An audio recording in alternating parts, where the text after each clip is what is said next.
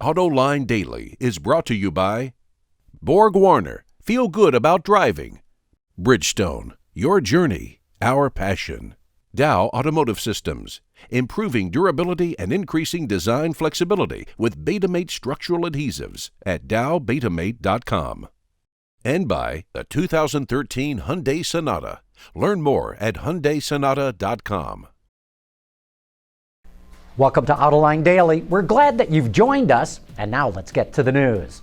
Sales of electric cars have been a huge disappointment all around the world, and since China wants to dominate the EV market, the government there will soon roll out new policies to subsidize the cost of developing EVs and to provide more generous subsidies for consumers to buy electric cars and alternative ones.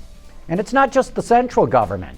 The city of Beijing announced that EV buyers will now be exempt from entering a lottery to receive a license plate. Beijing started a lottery system to limit the amount of new cars sold in the city in an effort to reduce congestion and pollution, but that caused the cost of plates to skyrocket to many thousands of dollars.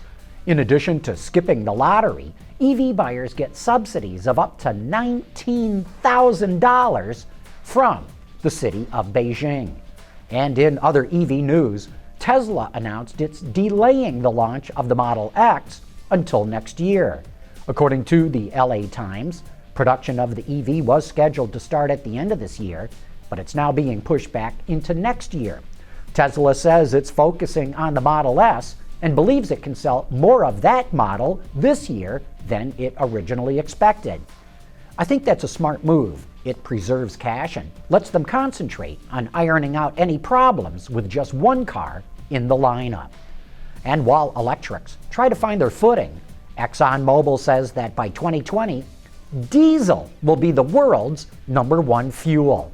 Because of an expanding global economy, it says transportation-related energy demand will jump around 40% from now to 2040. Most of this demand is driven by commercial trucks, ships, and trains, which primarily use diesel. The report also says that diesel will represent about 70% of all fuel demand through 2040. But I'm not so sure I agree. We're about to see a dramatic increase in the use of compressed natural gas and liquid propane autogas for commercial vehicles in the United States. And if it catches on here, I think it will catch on globally, if only because natural gas and propane provide significant CO2 reductions compared to diesel.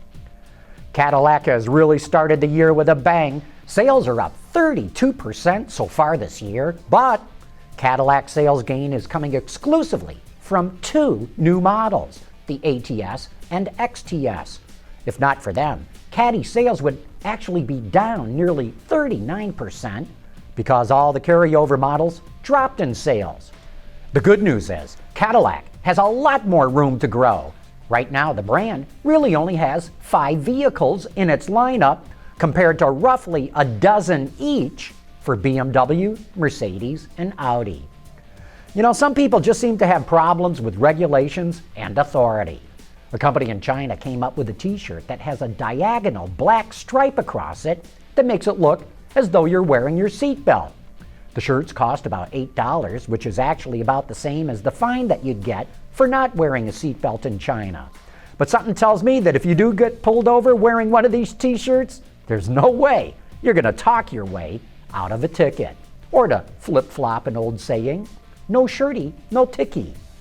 Coming up next, let's take a comprehensive look at the styling of that new Jeep Grand Cherokee. Dow Automotive Systems, driving solutions in automotive, commercial transportation, and aftermarket with innovative products like Betamate structural adhesives. Lighter, stronger, safer. dowbetamate.com. Hi, I'm Mark Allen from Jeep Design. I'm here to talk to you about the new 2014 Grand Cherokee, which we've just done a few updates to it. On the exterior, a lot on the interior, and some of the powertrain. For the exterior, first thing we've done is it's got an all-new lamp set. It's a high-tech bi-xenon headlamp with an LED feature to it. The The cool thing about the headlight is it's actually has AFS or steering technology, so it on slow speeds it turns left and right to light the road as you turn the corner.